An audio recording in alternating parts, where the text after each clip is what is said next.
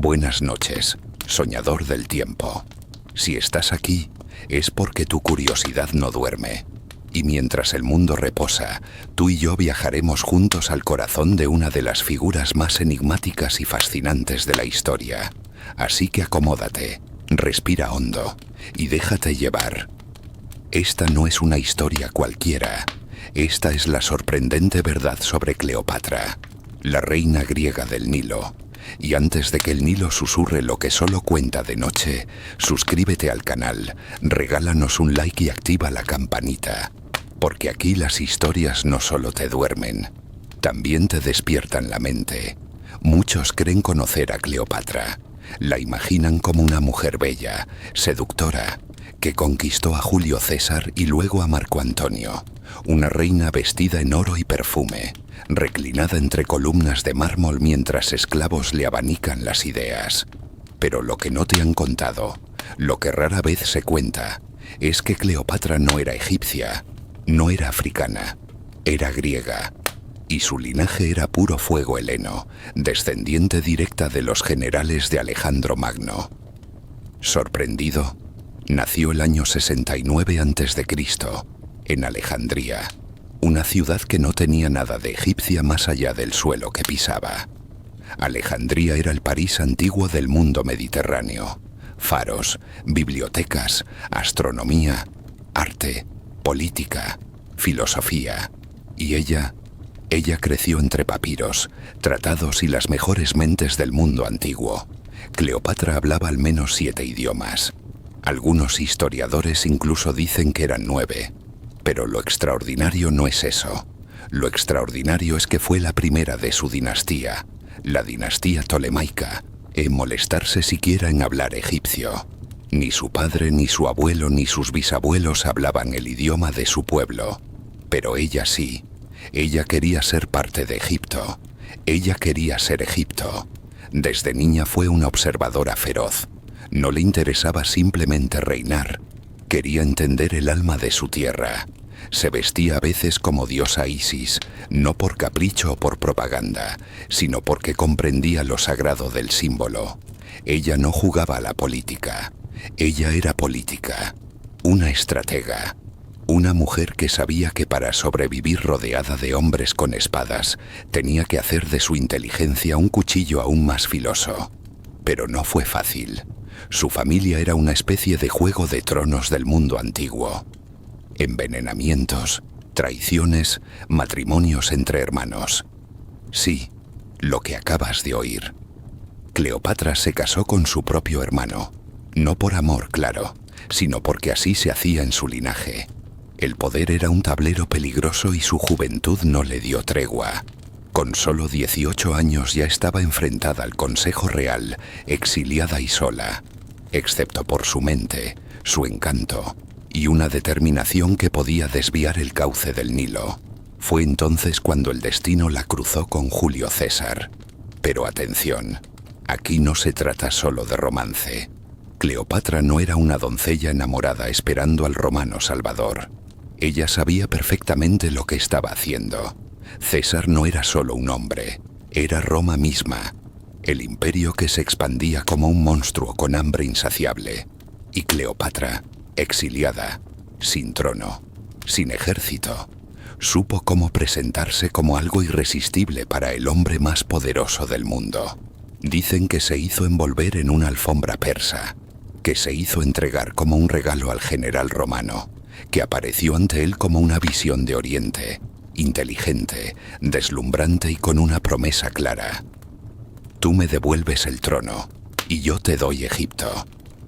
César, fascinado, accedió. Juntos navegaron el Nilo. Tuvieron un hijo, Cesarión, y durante un tiempo breve pero intenso, Cleopatra reinó no solo Egipto, sino también el corazón de Roma, desde la distancia. Porque ella nunca dejó su trono, nunca se fue a vivir a Roma, nunca se sometió. Ella era reina, y los reyes no emigran. Y así, mientras Roma temblaba por dentro y el Senado empezaba a desconfiar de esa reina oriental que hechizaba a su César, Cleopatra permanecía serena en su palacio, sabiendo que en el mundo de los hombres el tiempo es de quien sabe mover sus piezas, no de quien grita más fuerte. Y mientras Roma caía en guerras internas, ella preparaba su siguiente jugada. Una jugada que llevaría a otro hombre a sus pies. Un hombre más joven, más apasionado, pero también mucho más vulnerable. Roma llora la muerte de Julio César. Lo han asesinado en pleno Senado. Traicionado por sus propios hombres, apuñalado como un simple mortal. Y mientras el mundo romano se desangra entre traiciones y caos, Cleopatra, en Alejandría, escucha las noticias con la fría calma de una mujer que ha aprendido que el poder es un río traicionero. Su hijo, Cesarión, es el único heredero biológico de César, pero Roma nunca reconocerá a un niño medio egipcio como emperador, y ella lo sabe. No puede confiar en el legado de un muerto, ni en la piedad de senadores romanos que la ven como una amenaza. Así que mueve otra pieza, y esta vez la pieza se llama Marco Antonio. Marco Antonio no era cualquier general, era el protegido de César, su mano derecha, el guerrero más carismático del ejército romano. Un hombre apasionado, valiente, impulsivo. Un hombre que, a diferencia de César, no era solo política, también era fuego. Cleopatra no lo seduce, no lo necesita. Cuando Marco Antonio la llama a Tarsos, una ciudad de Asia Menor, para que explique su papel en los últimos conflictos, ella no va como una acusada, va como una diosa. Dicen que llegó en una barcaza dorada, con velas púrpura y remos de plata, vestida como Afrodita, la diosa del amor, con músicos tocando flautas y perfumes que embriagaban el aire antes de verla. No era ostentación, era arte. Ella entendía el alma de los hombres, y también la de los imperios. Marco Antonio, desde el primer instante, no pudo mirar hacia otro lado. Pero lo que nació como una alianza estratégica, pronto se convirtió en una relación tan intensa que incluso los dioses del Olimpo habrían sentido celos. Cleopatra y Marco Antonio no fueron simplemente amantes, fueron una sinfonía de ambición, deseo y poder. Vivieron juntos en Alejandría, compartiendo no solo la cama, sino la visión de un nuevo mundo, un imperio oriental que uniera Roma y Egipto bajo un solo trono, con ellos como dioses vivientes. Fundaron un tipo de corte decadente pero refinada. Se decían parte de un linaje divino, ella como Isis, él como Dionisio. Se paseaban entre banquetes, fiestas, poesía. Pero detrás de todo eso, la política hervía. Y mientras tanto en Roma, Octavio, el hijo adoptivo de César, futuro emperador Augusto, los observaba con rabia y desconfianza. Para él, Marco Antonio estaba siendo hechizado, controlado, convertido en un títere por una reina extranjera. Pero lo que no comprendía era que Cleopatra no hechizaba a los hombres. Los hombres se hechizaban solos al descubrir a una mujer que los miraba de frente, sin miedo, como igual. Cleopatra dio a Marco Antonio varios hijos, y juntos repartieron tierras en una ceremonia pública que hizo estallar el escándalo en Roma. Marco Antonio declaró que Cesarión era el legítimo heredero de Julio César, que Cleopatra sería reina de reyes, y que sus hijos gobernarían sobre Oriente. Roma no lo permitiría. Estaban sembrando su propia ruina. Octavio, maestro del discurso, lanzó una guerra no contra Marco Antonio, sino contra Cleopatra, porque sabía que los romanos temían más a una mujer poderosa que a un hombre traidor. La retrató como una bruja oriental, una devoradora de hombres, una amenaza para los valores romanos. Y eso bastó. La guerra comenzó, y mientras los ejércitos se preparaban, Cleopatra y Marco Antonio se refugiaban en su burbuja de poder y deseo, cada vez más alejados de la realidad política que los rodeaba. Pero ella no era ingenua. Preparó barcos, soldados, oro. Invirtió todo lo que tenía en esa última batalla. La batalla de Accio. Una batalla naval en la costa de Grecia, que no solo decidiría el destino de un imperio, sino también el de dos corazones entrelazados por la pasión y la ambición. En medio de esa tormenta, Cleopatra hizo lo inesperado. Su flota, viendo el caos y la desorganización, se retiró. Algunos dirán que fue traición, otros que fue estrategia. Marco Antonio, viéndola huir, no dudó. Abandonó la batalla para seguirla. Fue su último acto de amor, o tal vez de locura. Perdieron, y con la derrota, Roma se abalanzó sobre Egipto como un lobo hambriento. Cleopatra regresó a Alejandría. Sabía que el fin estaba cerca, pero incluso en la derrota, ella no perdió la dignidad. Mandó construir su mausoleo, un monumento donde quería ser recordada como reina, no como vencida. Envió mensajes diplomáticos. Intentó negociar. Incluso se reunió con emisarios de Octavio. Pero nada funcionó. Roma quería verla desfilar como trofeo. Querían humillarla en las calles, enjaulada como un animal exótico. Ella no lo permitiría. Y mientras Marco Antonio, creyendo falsamente que Cleopatra había muerto, se clavaba su propia espada. Ella preparaba su salida del mundo con la misma elegancia con la que había entrado. Y mientras el cuerpo de Marco Antonio se desangraba lentamente bajo el sol egipcio, Cleopatra aún respiraba, aún caminaba, aún pensaba. El destino cruel y puntual le comunicó que su amado había intentado morir por ella. El golpe no fue solo emocional, fue político. Su mayor aliado, su último baluarte frente a Roma, acababa de caer. Por amor, sí, pero también por desesperación. Los romanos ya estaban en las puertas. Octavio había llegado. Egipto ya no era suyo. Lo sabía. Pero Cleopatra no era una reina que aceptara morir como una prisionera. Ordenó que llevaran el cuerpo de Marco Antonio hasta su mausoleo, aquel que ella misma había mandado construir tiempo antes, como si hubiera previsto que todo terminaría así. Lo sostuvo en sus brazos, manchándose las manos con su sangre. Dicen que no lloró. Dicen que sus ojos estaban fijos, como dos espejos sin reflejo, tragando el dolor sin concederle el lujo del descontrol. Aún entonces no se rindió. Pidió una audiencia con Octavio. Quería negociar, pero no para salvarse.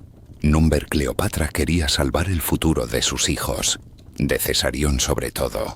Ella sabía que Octavio la despreciaba, que la veía como un símbolo de todo lo que Roma debía destruir. Lo femenino, lo exótico, lo libre, lo indomable. Pero Cleopatra era demasiado lista como para caer en sus trampas. Se presentó ante él sin joyas, sin tronos, sin coronas, solo con dignidad. Como una mujer, no como una estatua de poder. Octavio, frío y calculador, la escuchó. Fingió, pero ella lo leyó en su mirada. No había clemencia, solo propaganda. Quería llevarla a Roma, quería exhibirla. No la quería muerta, aún. La quería humillada. Y ella no iba a permitirlo. En los días siguientes, encerrada en su mausoleo, rodeada por los restos de una vida imperial, Cleopatra preparó su final. Algunos creen que fue con veneno escondido en un peine, otros que fue con una pequeña mordedura de áspid, la serpiente sagrada del Nilo. No importa el método, importa la decisión. No dejó cartas públicas, no dejó gritos. Solo se envolvió en sus ropas más ceremoniales, como si fueran a encontrarse con los dioses. A su lado, sus dos fieles sirvientas, que también eligieron la muerte antes que la humillación. Dicen que cuando los soldados de Octavio rompieron las puertas del mausoleo, la encontraron tendida, serena, como dormida, como si el tiempo se hubiese rendido a sus pies. Tenía apenas 39 años. Pero, ¿acaso se puede medir una vida como la suya en años? Cleopatra no fue solo una reina, fue un puente entre civilizaciones, una mujer que desafiaba el molde de su época, que hablaba con sabios, que dirigía ejércitos, que enamoraba a emperadores sin perder su propia voz. Su muerte no fue solo el final de una mujer, fue el final de una era. Con ella murió Egipto como reino independiente. Roma se tragó el Nilo. Octavio se convirtió en Augusto, el primer emperador, y el mundo cambió para siempre. Pero Cleopatra nunca fue olvidada. El arte la inmortalizó, la literatura la idealizó, la historia durante siglos la redujo a un rostro bonito. Pero bajo ese velo hay algo mucho más profundo, una mente estratégica, un alma compleja, un corazón salvaje que supo amar y gobernar a la vez. Y quizá, en la oscuridad del mausoleo, mientras el veneno recorría sus venas, en ese último instante, ella no pensaba en Roma, ni en César, ni en Marco Antonio. Pensaba en su hijo, porque aún quedaba una chispa de esperanza. Cesarión vivía, y si él lograba escapar de Roma, su sangre, su linaje, su historia, podrían sobrevivir. Ptolomeo XV Filopator Filométor César, llamado por su madre el pequeño César, hijo de Julio César y Cleopatra, el único vínculo de sangre entre Egipto y Roma, y también el mayor peligro para el naciente imperio de Octavio. Tenía apenas 17 años cuando su madre murió, y con su muerte se desmoronaron todas las protecciones que lo habían mantenido a salvo hasta entonces. Se encontraba en el Alto Egipto, lejos de Alejandría, probablemente bajo la custodia de hombres leales que Cleopatra había dispuesto con antelación. Ella sabía que si algo le pasaba, Octavio no perdonaría a su hijo, porque mientras Cesarión viviera, Octavio jamás podría llamarse el único heredero de César. Cleopatra intentó ganar tiempo, negoció, escondió. Tal vez incluso soñó con la posibilidad de que su hijo escapara hacia tierras lejanas, Etiopía, la India, o incluso más allá, donde Roma aún no alcanzaba. Pero Octavio era más rápido, más frío, más calculador. Cuando entró en Alejandría y confirmó que Cleopatra estaba muerta, lo primero que hizo fue dar la orden más silenciosa y letal: encuentren al muchacho. Y lo encontraron.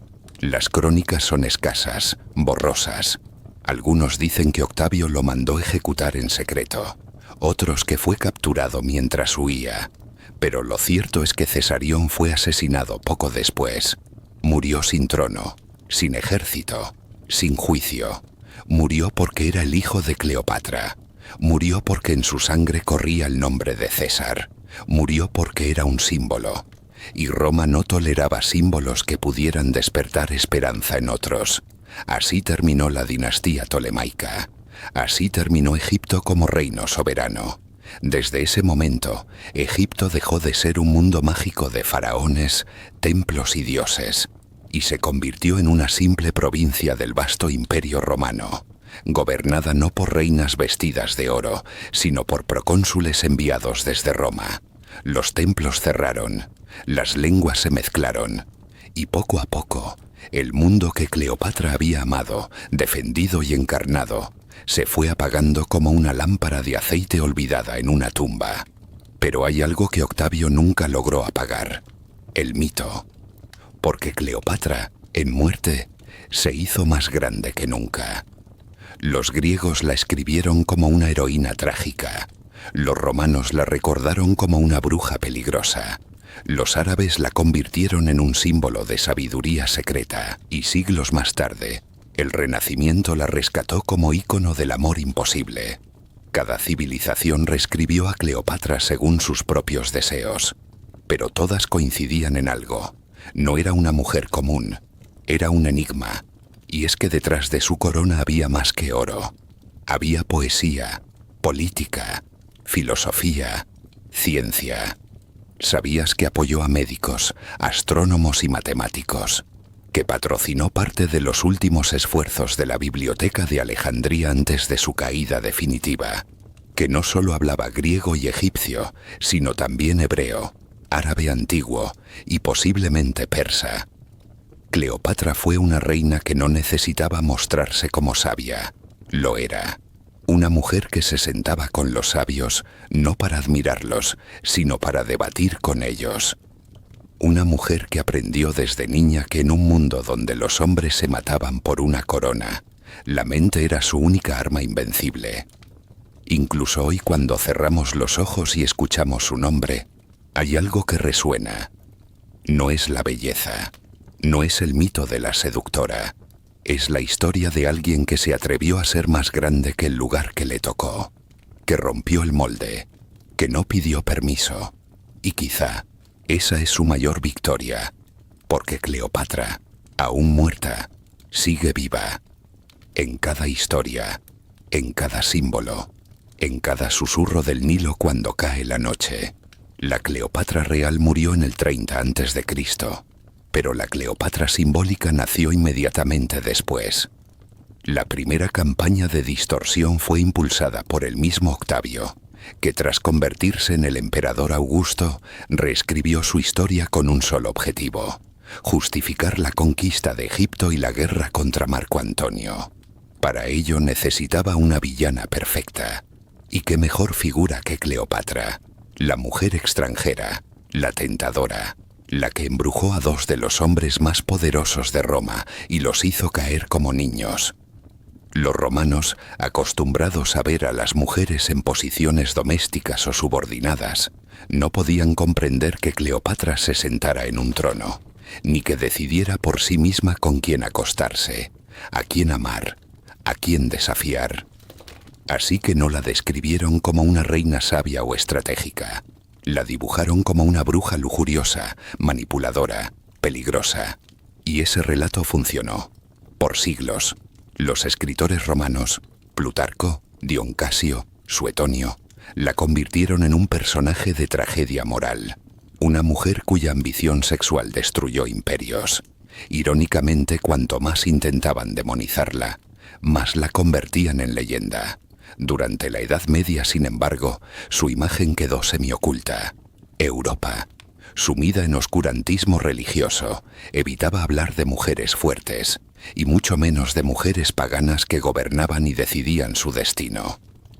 Cleopatra no desapareció, pero quedó relegada a los márgenes, en crónicas árabes, en textos bizantinos, en algunos tratados de alquimia donde se la representaba como una sabia oculta, una mujer que poseía secretos perdidos del antiguo Egipto. Porque sí, incluso en el mundo árabe medieval, Cleopatra fue rescatada no como reina, sino como filósofa, médica, astrónoma. ¿Lo sabías? En ciertos manuscritos árabes del siglo X aparece como una mujer que destilaba perfumes, mezclaba sustancias, curaba con palabras. No era la seductora, era la alquimista. Ese es el primer gran giro de su imagen, de femme fatale a sabia esotérica. Pero el renacimiento europeo fue el verdadero renacer del mito de Cleopatra. Los artistas fascinados por la antigüedad clásica redescubrieron su historia. La pintura, la escultura y el teatro comenzaron a representarla una y otra vez, pero no como era, sino como Europa quería verla. Rubens, Guido Reni, Claude Lorrain, entre muchos otros, la pintaron muriendo dramáticamente, medio desnuda, acompañada de serpientes, con un erotismo teatral que la convertía en símbolo de deseo y destrucción. En esos lienzos no había rastros de la reina políglota ni de la estratega política, solo una mujer vencida por el amor y la pasión. El barroco y el romanticismo convirtieron su suicidio en espectáculo. Cleopatra ya no era una figura histórica, era una fantasía visual, una excusa para explorar los límites del cuerpo femenino como objeto de tragedia y placer. En los siglos XVIII y XIX, con la expansión colonial europea sobre África y Oriente Medio, su imagen volvió a cambiar. Esta vez, los europeos la usaron para representar el Oriente sensual y decadente que supuestamente necesitaba ser conquistado y civilizado. Cleopatra fue instrumentalizada como símbolo del otro, de lo exótico, de lo que debía ser dominado. Los franceses, los británicos, incluso los alemanes, la representaron en sus novelas y óperas como la prueba definitiva de que el mundo oriental era misterioso, sí, pero también débil, corrompido por los sentidos. Y entonces llegó el cine, y con él, el mito de Cleopatra alcanzó su forma más masiva, más brillante, más distorsionada y más influyente. La primera Cleopatra cinematográfica fue Theda Bara, en 1917, durante la era del cine mudo. Su versión no tenía nada de la reina histórica. Era puro simbolismo sexual. Vestía poco, fumaba, se movía como un fantasma erótico. Hollywood, por primera vez, había convertido a Cleopatra en una bomba sensual para consumo de masas. Décadas después, en 1963, vino la película que marcó para siempre la imagen moderna de la reina del Nilo, Cleopatra, protagonizada por Elizabeth Taylor. Una producción mastodóntica que casi arruina a la 20ª Centuria Fox por su presupuesto colosal y que transformó a la Cleopatra real en una diva hollywoodense, con más joyas que diálogos históricos. Taylor, con su mirada felina y su acento inglés, personificó no a una mujer de Oriente ni a una reina griega, sino a una Cleopatra universal, elegante, irónica, indomable. Pero incluso en medio de esa ficción se coló algo auténtico: la intensidad, la inteligencia, el control de escena. Elizabeth Taylor nos dio a una Cleopatra que no solo amaba, también mandaba. Y no fue la última. En los años recientes ha habido nuevas versiones, más complejas, más diversas. Escritoras como Stacy Schiff han tratado de recuperar a la Cleopatra real, la intelectual, la gobernante, la mujer que hablaba con los filósofos y leía a Homero antes de dormir. Incluso en el teatro moderno y en las plataformas de streaming hay intentos de sacarla del mito. Era blanca, era morena, tenía nariz aguileña o perfil suave. Las discusiones sobre su aspecto físico han desviado muchas veces el foco de lo importante, su mente. Porque lo que molesta, aún hoy, no es cómo se veía Cleopatra. Es lo que representaba: una mujer poderosa que no pedía permiso, una mujer que no se disculpaba por reinar. Y eso, incluso 2000 años después, sigue incomodando. Después de todo lo que hemos explorado, después de sumergirnos en su infancia entre papiros y astronomía, después de verla enfrentarse al poder de Roma con nada más que su inteligencia, después de escuchar cómo su imagen fue devorada, distorsionada, embellecida y manipulada durante más de 2000 años, una verdad permanece, sólida, imperturbable, como las piedras de los templos de Karnak. Cleopatra no fue solo una reina, fue una declaración, una afirmación de poder, de voluntad, de identidad. Una mujer que, nacida en una cultura que no era del todo suya, eligió pertenecer, que abrazó Egipto no solo como territorio, sino como parte de su alma, que no temió enfrentarse a imperios, ni a hombres, ni a la historia misma. Fue reina, madre, amante, aliada, enemiga. Fue vista como diosa, como amenaza, como símbolo, y sin importar cuántas veces la reescriban, Cleopatra sigue siendo incómoda para el mundo, porque aún hoy, cuando las mujeres son juzgadas por su cuerpo antes que por su mente, cuando el poder femenino es cuestionado, suavizado o sexualizado, Cleopatra sigue ahí, mirándonos desde las sombras del pasado como diciendo: yo fui lo que muchos no se atrevieron a ser, y aún así me atreví. Esa es la verdadera Cleopatra, no la de las películas, no la de los cuadros sensuales, no la de los poetas trágicos, sino la mujer que supo pensar más allá de su tiempo, que entendió que gobernar no es mandar bicho, es construir una visión, y que al final eligió su muerte como eligió su vida, con poder. Y quizá por eso aún no hemos dejado de hablar de ella. Y quizá por eso, cuando las aguas del Nilo se agitan con el viento, todavía repiten su nombre entre los juncos. Su historia no duerme. Nosotros tampoco. Si esta historia te ha hecho sentir algo, si te ha enseñado, sorprendido o incluso sacudido, no te vayas sin regalarnos un like. Suscríbete al canal y activa la campanita, porque cada noche te traemos relatos como este. Historias que no solo te ayudan a dormir, te ayudan a recordar quién eres, Hasta la próxima historia, soñador del pasado, y que las voces antiguas te arrullen esta noche, como solo Cleopatra sabía hacerlo.